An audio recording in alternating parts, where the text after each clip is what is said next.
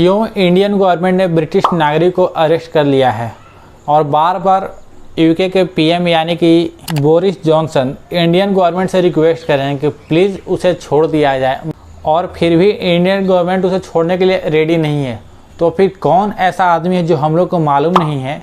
और इतना दिन से जेलों में बंद है। यूके के प्रधानमंत्री यानी कि बोरिस जॉनसन ने यह भी कह दिया कि भारत सरकार मनमानी कर रहा है, मतलब बिना किसी प्रूफ और एविडेंस को उसे पकड़ के रख लिया गया है, क्योंकि इंग्लैंड में चारों ओर उसी के बारे में बात चल रहा है कि उसे छोड़ा कब जाएगा, उसे जेल से निकाल करके इंग्लैंड कब लाया जाएगा।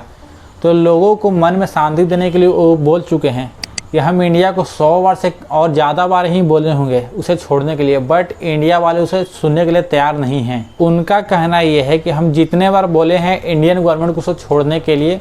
तब कुछ न तो कुछ बहाना लगा करके उसे पकड़ लिया जा रहा है और उसे टाइम बढ़ा दिया जा रहा है। जगतार जोहल, इसे इंडियन गवर्नमेंट द्वारा इसे अरेस्ट कर लिया गया है, वो भी 2017 में ही, और आज तक ये जेल में बंद है, तिहाड़ जेल के अंदर में। आपने बिल्कुल सही सोचा, ये आदमी देखने से तो इंडियन लग रहा है बट ये है इंग्लैंड का, क्योंकि ये इसका सारा फैमिली पहले इंडिया से बिलोंग करता था, बट इंग्लैंड के स्कॉटलैंड में जा कर के ये वहाँ का नागरिक बन गया, मतलब कि वहाँ नागरिकता ले लिया। अक्टूबर 2017 में ये इंडिया आता है और यहाँ आकर के पंजाब में शादी कर लेता है, और शादी करने के अगले महीने जब ये शॉपिंग करने जाता है तो इंडियन पुलिस जो सिविल ड्रेस में थी, जो अपना यूनिफॉर्म में नहीं थे, तो इसे अरेस्ट कर लेते हैं, और अरेस्ट कर लेने के बाद तब से ये तिहाड़ जेल के अंदर बंद है। इसको अरेस्ट करने का मेन कारण ये था कि ये इंडियन गवर्नमेंट के अगेंस्ट ऑनलाइन ये कैंपेन चलाता था, जिसमें बताता था कि इंडियन गवर्नमेंट सिखों पे अत्याचार करती है, सिखों को मारने का प्लान बनाती है, ऐसे ऐसे कैंपेन चलाता था। वो कैंपेन हो सकता है व्हाट्सएप ग्रुप से हो,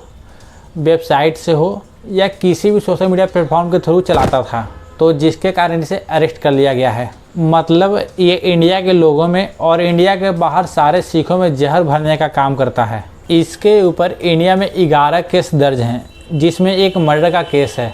और वो उसका मर्डर है जो आरएसएस का विचारधारा रखता था, उसका मर्डर करने का इसके ऊपर केस है। इंडिया में हिंदू और सिख काफ़ी अच्छे से रहे हैं, बट एक टाइम आया था 1980s का,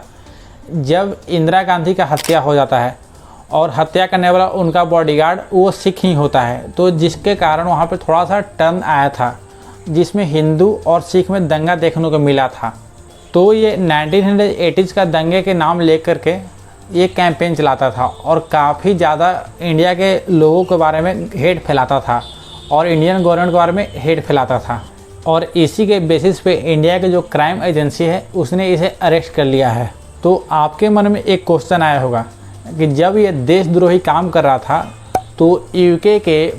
पीएम ऐसा क्यों किए, मतलब उसके सपोर्ट में क्यों बोल रहे हैं। यहाँ पे बहुत ही क्लियर फंडा है, क्योंकि ये वहाँ का नागरिक बन गया था, मतलब कि वहाँ का सिटीजनशिप ले लिया था,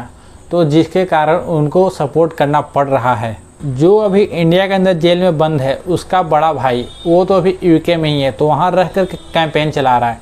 वो कैंपेन चला रहा है इंग्लैंड गवर्नमेंट के अगेंस्ट, और बता रहा है कि हमारा सरकार इंडियन गवर्नमेंट से हमारा भाई छुड़ाने के लिए प्रयास नहीं कर रहा है। बोरिस जॉनसन का यह भी मालूम है कि वो सिख एक्टिविज्म है, मतलब कि वो बहुत ज़्यादा प्रोपेगेंडा चलाता था, जिसके कारण उन्हें अरेस्ट कर लिया गया है।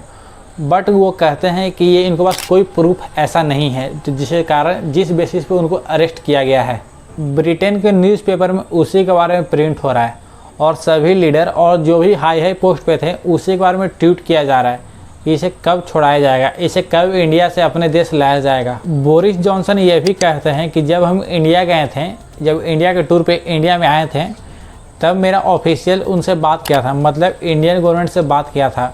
बट इंडियन गवर्नमेंट कुछ न कुछ बहाना लगा करके उनका बात टाल दे रहा है, मतलब उनको छोड़ने का नाम नहीं ले रहा है। ये तो था सारा इन्फॉर्मेशन है। क्या आप इसके बारे में पहले सुने थे? अगर सुने थे तो कमेंट कर दो, नहीं सुने थे तो फिर भी कमेंट कर दो।